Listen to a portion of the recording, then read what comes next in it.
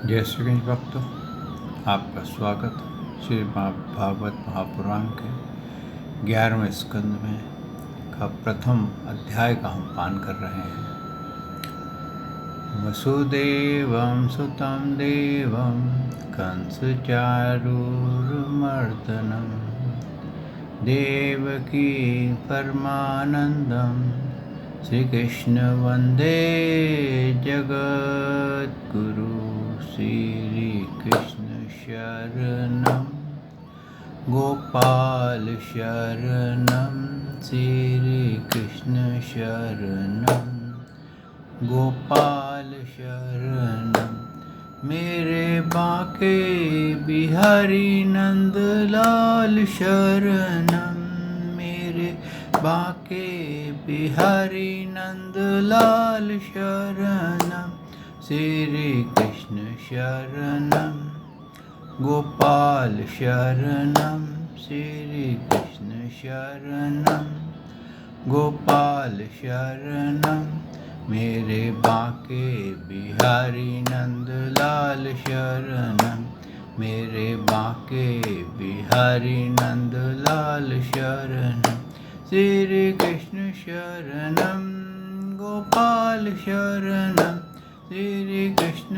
शरणं गोपाल शरणं मेरे बाके बिहारी नंदलाल शरणं मेरे बाके बिहारी नंदलाल शरणं श्री कृष्ण शरणं गोपाल शरणं श्री कृष्ण शरणं गोपाल शरणं मेरे बाके बिहारी नंदलाल शरणं मेरे बाके बिहारी नंदलाल शरणं। बोल भगवान श्री कृष्ण की जय, श्री नंद के लाला की जय, श्री देव की नंदन श्री कृष्ण की जय, श्री द्वारकाधीश भगवान श्री कृष्ण की जय। बोल देवादिदेव पूर्ण ब्रह्म भगवान श्री कृष्ण की जय।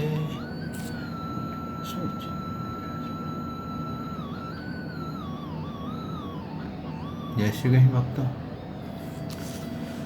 भक्तों, आपका स्वागत है श्रीमद् भागवत महापुराण के एकादश स्कंद यानी कि 11वें अध्याय स्कंद में पहला अध्याय यदुवंशियों को ऋषियों का श्राप।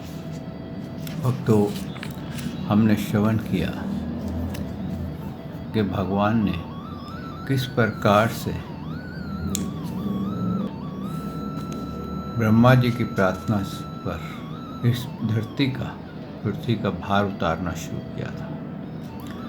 क्योंकि भक्तों, जितने भी ये दैत्य थे, राक्षस थे, असुर थे, ये देवासुर संग्राम में बहुत से असुर और राक्षस दैत्य मारे गए थे, पर अभी उनके कर्म बाकी थे, तो इसलिए उन्होंने दोबारा द्वापर में फिर से आ गए और उत्पात मचाना शुरू कर दिया। असुर के असुर ही रहे। आपने महाभारत में भी जाना किस तरह से दुर्योधन ने कितना उत्पात मचाया, कितना अधर्म किया। भगवान धर्म की स्थापना करने के लिए आते हैं, क्योंकि इन दैत्यों ने, इन असुरों ने शुक्राचार्य जी की मदद से और वैसे भी कुछ उपासनाएं करके देवताओं से ऐसे वरदान पा लिए थे कि जिससे कि ये देवताओं की शक्ति से बाहर हो गए थे।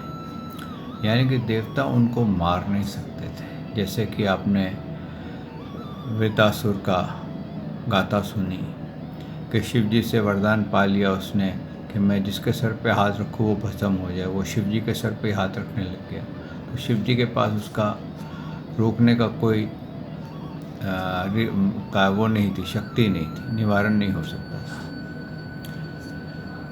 तो इस तरह से भक्तों ये देवताओं की शक्ति से बाहर निकल गए थे और इनका एक ही कोई अगर इनका संहार कर सकता था तो वो श्री कृष्ण कर सकते थे।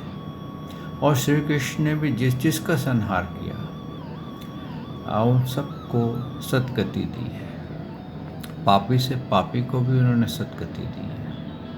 उदाहरण आपके सामने शिशुपाल का पड़ा है। आपके आगे बहुत से ऐसे उदाहरण आए हैं जहाँ पर वो असुर जो है जब वो मारा गया, आगासुर का भी आया, वो मारा गया तो उसके अंदर से ज्योति भगवान में समा गई। तो जितनों का भी, पूतना का भी, हर किसी को भगवान ने कहते हैं कल्याण किया है। एक गोस्वामी थे इसके वृंदावन के, वो ये कहते थे कि जो न्यायाधीश होता है वो न्याय करता है और जो पाप करता है उसकी सज़ा देता है और अनेकों बार देता है। लेकिन हमारे बाके बिहारी तो ऐसे हैं कि वो सज़ा के साथ उसका उद्धार कर देते हैं, यानी कि उसको मृत्यु की तो सज़ा होती है, साथ में उसका उद्धार कर देते हैं, जीवन मृत्यु से भी उसे पार लगा देते हैं। भक्तों, ये भगवान श्री कृष्ण के नाम की बहुत बड़ी महिमा है और हम लोग बहुत भाग्यशाली हैं कि हमारे को भगवान श्री कृष्ण की इंट्रोडक्शन पूर्ण रूप से मिली है और हम जान सकते हैं वेदों के थ्रू, ऋषियों के कमेंट्स के थ्रू, उनके द्वारा बताई गई गाथाओं के थ्रू कि श्री कृष्ण सृष्टि से पहले थे, आज भी हैं और सृष्टि के बाद भी रहेंगे। केवल इन्हीं के शरण में जाने से ही जीव का उद्धार होता है। बाकी सब जगह जीवन मृत्यु में ही जीव पड़ा रहता है, चाहे वो कितनी ही बड़े पूजा कर ले, किसी भी देवी देवता की शरण चला जाए, उसको पुनः जन्म लेना पड़ता है। चाहे वो मानव योनि हो, चाहे वो स्वर्ग की योनि हो, चाहे वो देवी देवताओं की योनि हो, या और भी कोई भी योनि हो। अगर योनियों के चक्कर में से बाहर निकल आए, कहते हैं ना गर्भ में से, गर्भ के अंदर अगर आप नहीं आना चाहते पुनः, तो आपको श्री कृष्ण की शरण में ही जाना पड़ेगा। यही सारे शास्त्रों का सार है। भक्तों, भगवान ने जब सारे भार उतार दिए तो उन्होंने ये देखा कि मेरा जो यदुकुल है इसमें भी कुछ असुर वृत्ति के लोग आ गए हैं, और जबकि वो भगवान के कुल में थे, लेकिन वो भी कहते हैं ना शरारत करने लग गए थे, अधर्म करने लग गए थे, अपने आप को सर्वश्रेष्ठ मानने लग गए थे, लोगों का अपमान करने लग गए थे। और इसी अपमान के कारण उनको श्राप मिला था। और भगवान ने ये भी देखा कि अगर जब तक ये इनको कोई मार नहीं सकता, क्यों कि मेरे शक्तियों के अधीन रह कर के ये देवताओं से ज़्यादा शक्तिशाली हो गए हैं। और अगर दूसरी तरफ देखें भक्तों, जो इस मृत्यु लोक पे आया है उसको जाना पड़ता है, शरीर छोड़ के जाना पड़ता है, शरीर प्राप्त करता है, शरीर छोड़ के जाना पड़ता है। अगर आपने भगवान श्री कृष्ण की गाथाएँ, जो ओरिजिनल भागवत या ओरिजिनल गाथाएँ सुनी हैं, तो उसमें भगवान श्री कृष्ण ने शरीर का परित्याग नहीं किया। जिस ग्रंथों में भगवान के श्री कृष्ण का शरीर का परित्याग है वो या तो मिथ्या है या टीकाकार के कहते हैं ना फ्लावरी लैंग्वेज है, जिन्होंने ये चाहा है कि हम ही भगवान श्री कृष्ण का कोई अवतार बता देते हैं तो वो मरेगा तो सही, जाएगा, शरीर छोड़ के जाएगा। क्योंकि आजकल बहुत से ऐसे हैं, गुरु हैं, जो अपने आप को भगवान का दर्जा देने लग गए हैं, लेकिन वो जानते नहीं कि हम तो गिरे हैं सनम, तुम्हें भी ले डूबेंगे। और वो पार कहाँ जाएंगे जब वो शरीर धारण करते हैं? तो इसका मतलब वो या तो अज्ञानी हैं या वो अपना आश्रम या जो भी संस्था चलाने के लिए अपने आप को भगवान बनाए बैठे हैं, लेकिन मृत्यु उनको भी आती है।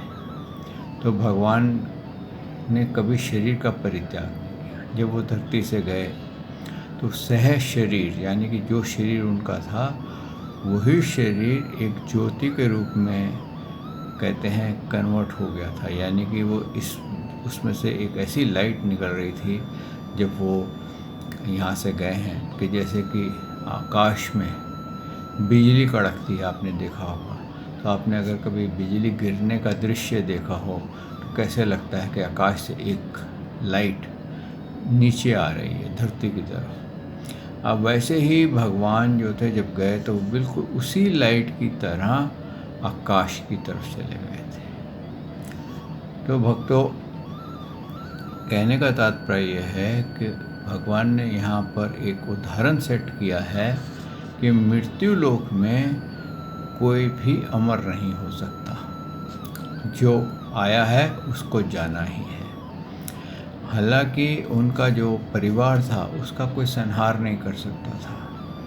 वो ऐसे शक्तिशाली थे कि जैसे कि 1000 वर्ष 2000 वर्ष तक वो जी सकते थे। लेकिन भगवान ने देखा कि ये कहते हैं ना, शरारतें कर रहे हैं, नालायक हो रहे हैं और पाप वृत्ति इनमें आ गई है, चलते फिरते का मजाक उड़ा देते हैं, किसी से कुछ और अपने अहंकार के मद में आ गए हैं कि किसी को बड़े का कैसे आदर से बात करनी है, बस यही अहंकार है कि हम द्वारकावासी हैं।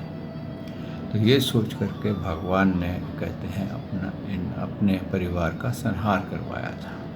आइए भक्तों, इस भागवत को यहाँ आरंभ करते हैं।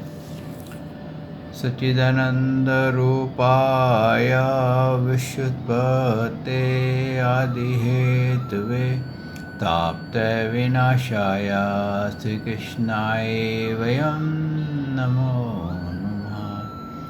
श्री कृष्णाय वयं नमो नमः। श्री कृष्णाय वयं नमो नमः।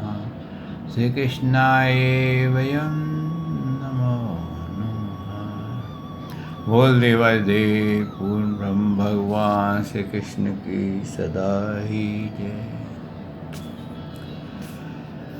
राजा परीक्षित ने पूछा, भगवान, यदुवंशी बड़े ब्राह्मण भक्त थे, उनमें बड़ी उदारता भी थी और वे अपने कुल वृद्धों की निरंतर सेवा करने वाले थे। सबसे बड़ी बात तो यह थी कि उनका चित्त भगवान श्री कृष्ण में लगा रहता था। फिर उनसे ब्राह्मणों का अपराध कैसे बन गया और क्यों ब्राह्मणों ने उन्हें श्राप दिया?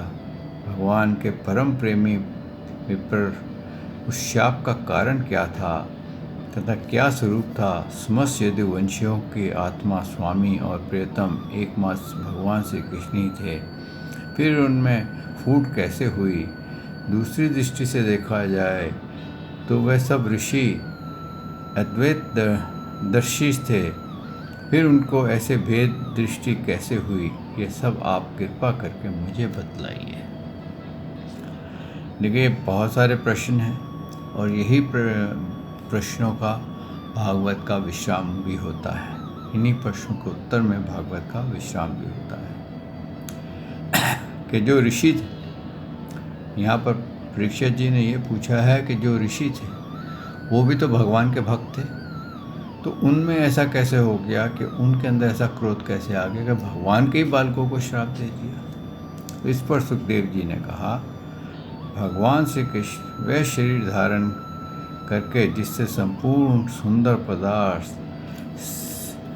सन्निवेश था, नेत्र मृगनयन, कंधों में सिंह स्कंद, करों में करिकर, चरणों में कमल आदि का विन्यास था, पृथ्वी में मंगलमय कल्याणकारी कर्मों का आचरण किया। वे पूर्ण काम प्रभु द्वारका धाम में रहकर कीड़ा करते रहे और उन्होंने अपने अवतार कीर्ति स्थापना की, जो कीर्ति स्वयं अपने आश्रय तक का दान कर सके वह उद्धार है।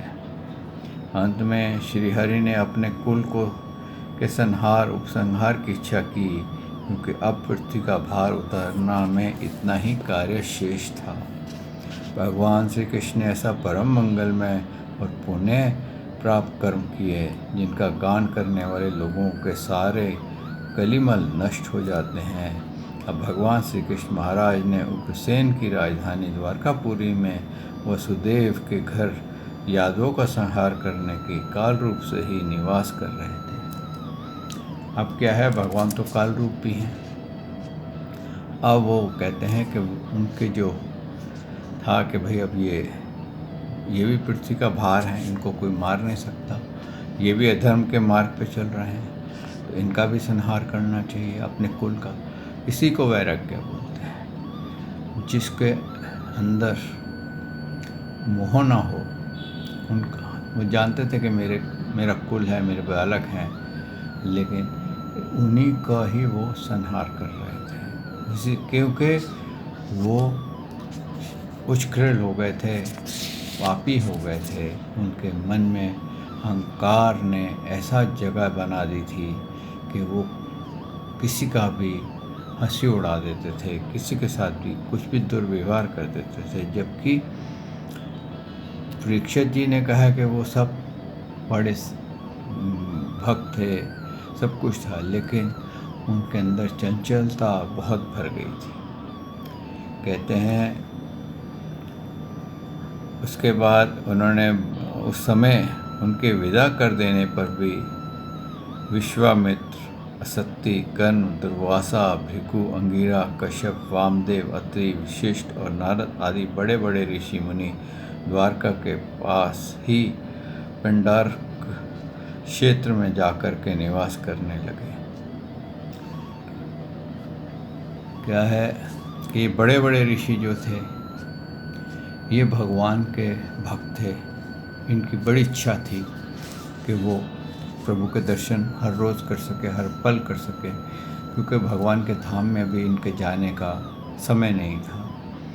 और ये इतनी तपस्या कर चुके थे कि उच्च लोकों को प्राप्त कर सकते थे, उस लोकों में निवास कर सकते थे। और ये सब आज भी कहते हैं कि ये जीवित हैं और ये सब उच्च लोकों में निवास कर रहे हैं, यानी कि स्वर्ग आदि उच्च लोकों में, या ब्रह्मा जी के लोक में, या शिव जी के लोक, या वैकुंठ में ये निवास कर रहे हैं। ये ऋषि भी कहते हैं अपने इतने पवित्र थे कि अपने शरीर के साथ ही जग गए थे। कहते हैं कि आगे वो बोलते हैं, सुखदेव जी कहते हैं, एक दिन यदुवंश के कुछ उद्दंड कुमार, यहाँ पर देखिए अब आ गया ना उद्दंड, यानी कि शरारती, खेलते खेलते उनके पास जा निकले। उन्होंने बनावटी नम्रता से उनके चरणों में प्रणाम करके प्रश्न किया। क्या है कि अंदर से अहंकार होता है ना, तो कैसे करते हैं, ताऊ राम राम जैसा हंसते हुए, यानी कि उसको झुक के प्रणाम नहीं करते। हाँ, और उसके ऑलमोस्ट नाम से बुला लेते हैं, क्योंकि वो बड़ा पैसे वाला है। अरे वे मजाक में करते, भाई हम तो तेरा मजाक भी उड़ा दिया और तेरे को राम राम भी कर दिया। तो इस तरह से ये बालक जो थे ये उद्दंड हो गए थे। इसलिए भगवान ने इनका संहार करने की इच्छा प्रकट की थी। और उन्होंने क्या करा, प्रणाम भी किया इस प्रकार से कि अपमानित करते हुए प्रणाम तो किया, लेकिन उनको अपमानित भी किया। दो तरह के प्रणाम होते हैं कि झुक करके नमस्कार साहब, नमस्कार ऐसे करके हंस के नमस्कार, या आँख में जैसे कहा नमस्कार नमस्कार, ऐसे राम राम कर दी। तो वो इतने बड़े ऋषि जिनके आगे सारा संसार झुकता था, यहाँ तक कि भगवान भी स्वयं जब वो उनके महलों में आते थे तो उनका खड़े होकर के, अपने स्थान से खड़े होकर स्वागत करते थे, उनका आदर करते थे। भक्तों, ये भगवान ने हमारे लिए एक उदाहरण सेट किया है कि हमारे घर में कोई भी ज्ञानी आ जाए, क्या वो कैसा भी हो, हम जानते हैं कि हम इससे बहुत ऊंचे हैं, लेकिन फिर भी उसका स्वागत करना चाहिए। किसी भी मेहमान का, अतिथि का निरादर नहीं करना चाहिए। भले अतिथि निरादर कर दे चलेगा, लेकिन हमें नहीं करना चाहिए। तो जब हम अतिथि का निरादर कर देते हैं तो भक्तों, वो भगवान कहते हैं वो मेरा ही निरादर है, क्योंकि मैं ही बिन बताए आता हूँ। इसलिए घर में कोई भी आ जाए, कोशिश कीजिए कि वो खाली मुंह मत जाए, सूखे मुंह मत जाए, उसको एक गिलास पानी ही पिला दीजिए। उसको निरादर मत कीजिए, भले ही वो आपके साथ निरादर कर दे। लेकिन यहाँ क्या हो गया कि ये स्वयं तो उनके आश्रम पे गए और जा कर के इनके मन में आया चलो आज ऋषियों से मस्ती करते हैं, मजाक करते हैं, देखते हैं ये ऋषि कितने पहुँचे हुए, हम तो इतने ज़्यादा समझदार हैं, इतने बड़े बाप के बेटे हैं, भगवान के बेटे हैं, हमारा क्या ये बिगाड़ सकते हैं। इस तरह से वे उन्होंने उनका निरादर कर दिया। उन्होंने क्या करा, उन बालकों ने जामवंती नंदन शाम को स्त्री के वेश में सजा कर ले गए और कहने लगे, ब्राह्मणों, यह कजरारी आँखों वाली सुंदरी गर्भवती है। यह आपसे एक बात पूछना चाहती है, परंतु स्वयं पूछने में सुकुचाती है। आप लोग ज्ञान के अमोघ आबाद हैं और आप सर्वज्ञ हैं। इससे पुत्र बड़ी लालसा है और अब प्रवास का समय निकट आ गया है। आप लोग बताइए, यह कन्या जन्मेगी या पुत्र? आप देखिए कितना कैसा मजाक किया उन्होंने ऋषियों के साथ कि शाम को साड़ी पहना करके आगे पेट पे एक बाटी लगा करके पीतल की ले गए कि ये गर्भवती है। और के तो भाई बाद में जब वो कुछ बोलेंगे हम इसकी साड़ी हटा देंगे और उनका मजाक उड़ा करके आ जाएंगे, उन पर हंसेंगे हम। तो कितना बड़ा अपमान होगा, उनका भी अपमान हो जाएगा। तो इस तरह से ये हरकतें शुरू कर दी गई थी। कहते हैं जो ऋषि लोग थे उन्होंने, वो जानते थे कि ये इस समय इनका समय ठीक नहीं है, फिर भी उन्होंने यही कहा कि अच्छा ठीक है, आप बालकों ऐसे भद्दी बातें हमसे मत करो, हम अपना यहाँ पर ध्यान करने आए हैं, हम अलग से शांति में रहते हैं, आप हमारे साथ ऐसा क्यों व्यवहार कर रहे हो? तुम तो भगवान श्री कृष्ण के बालक हो, इतने बड़े ज्ञानी के बालक हो, तुम्हें मालूम नहीं है कि ऋषियों के साथ ऐसे छोटी छोटी बातें मजाक करना ठीक नहीं है। बहुत प्यार से उनको समझाया, लेकिन वो नहीं माने। कहते इसका मतलब आपको कुछ पता ही नहीं है, आप तो ऐसे ही नाम के ऋषि बने हुए हैं, खाली ऋषियों का वेश धारण करके और अपना बैठे रहते हैं ताकि लोग आएँ और आपकी सेवा करते रहें। उन्होंने ऋषियों के साथ थोड़ी बदतमीज़ी शुरू कर दी। अब जब बदतमीज़ी शुरू कर दी तो दुर्वासा थोड़ी दूर बैठे हुए थे, तो दुर्वासा सुन रहे थे सब कुछ। तो उन्होंने फिर दुर्वासा जी आए और उन्होंने भी यही कहा कि बालकों देखो, तुम भगवान श्री कृष्ण के पुत्र हो, बड़े ऊंचे कुल में तुम्हें जन्म मिला है, ऐसा जन्म बहुत दुर्लभ है। इसके लिए हम लोग भी तरसते हैं कि हमारे को भी श्री कृष्ण के कुल में जन्म मिले, लेकिन हमें नहीं मिला। हमने तपस्या की, हमने इतनी तपस्या की, तुम्हें ना जाने हम कितने जन्मों से तपस्या कर रहे हैं, लेकिन आज तक हम भगवान के कुल में प्रवेश, उनके यहाँ जन्म नहीं ले सके, उनका परिवार नहीं बन सके। लेकिन तुम्हारे को इतना उच्च भाग्य मिला है, तुम अपना ये भाग्य को क्यों दुर्भाग्य में पलटते हो?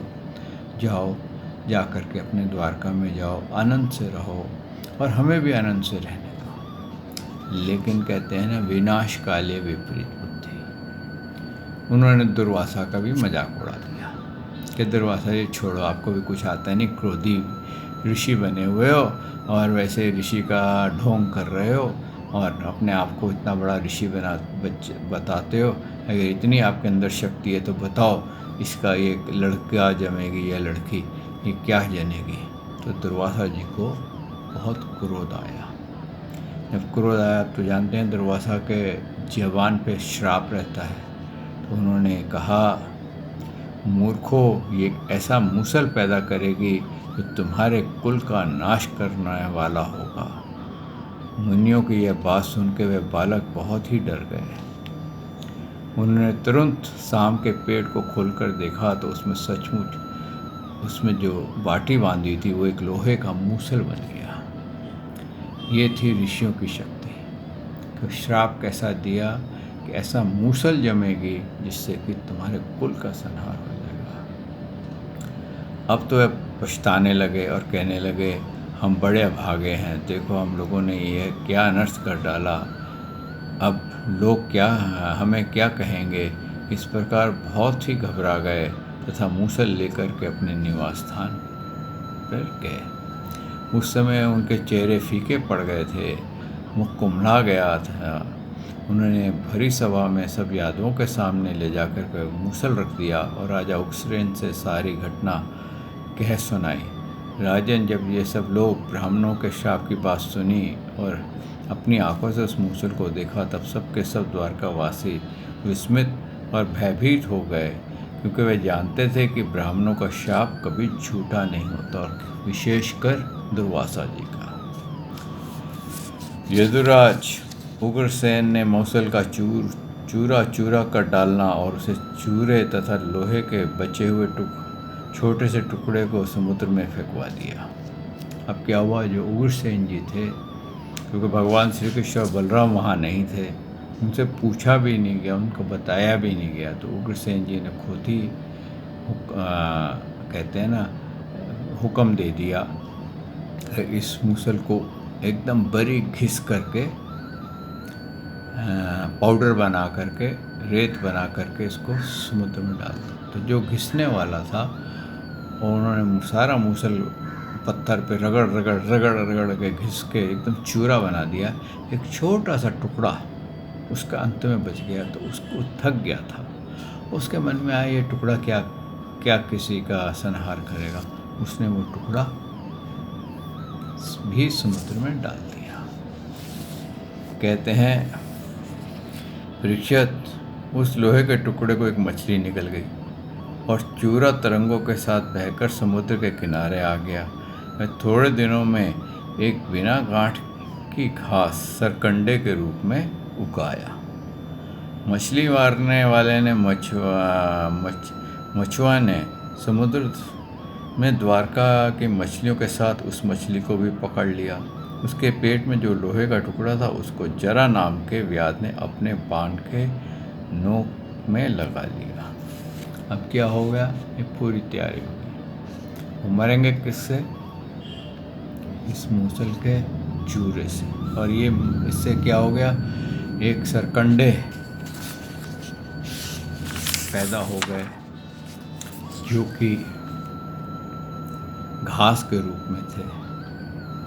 और अब वो जो टुकड़ा था वो एक मछली मारने उस मछली को पकड़ लिया, और उसके अंदर से एक जरा नाम के व्याध ने उस टुकड़े को अपने बाण के आगे लगा लिया कि ये बहुत बढ़िया टुकड़ा है, किसी का शिकार करने में, किसी को बाण मारने में ये बहुत कारगर होगा।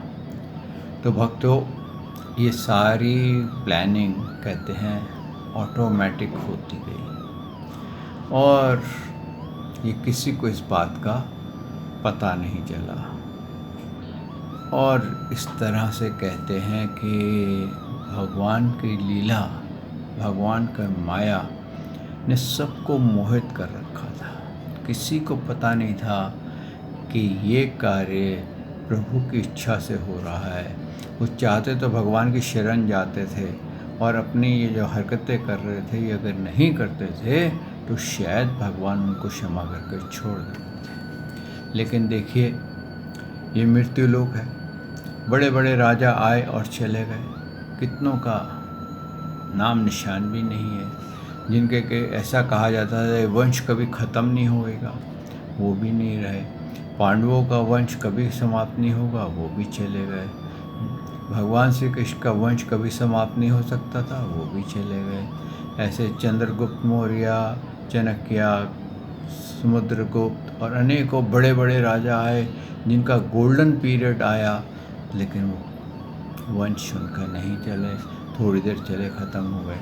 क्योंकि ये धरती का नियम है कि हर इसका जो परिवर्तन होता है, इस धरती पे हर किसी का परिवर्तन होता है।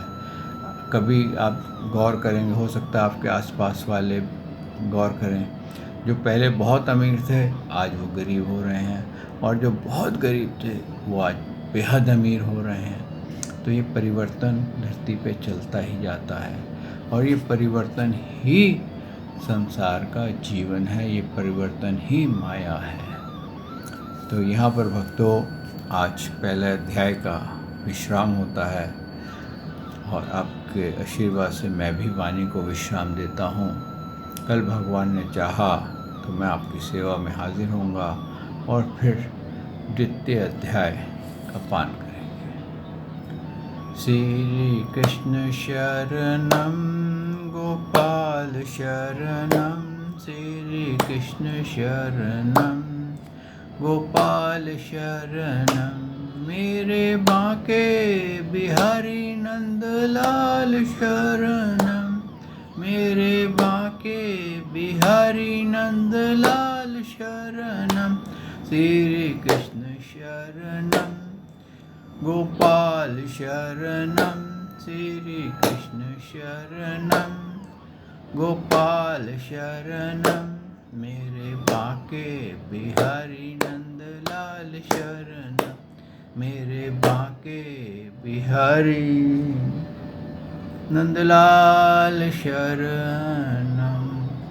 बोल भगवान श्री कृष्ण की जय, श्री नंद के लाला की जय, श्री देवकी नंदन श्री कृष्ण की जय, श्री द्वारकाधीश भगवान श्री कृष्ण की जय, देवादिदेव पूर्ण ब्रह्म भगवान श्री कृष्ण की सदा ही जय।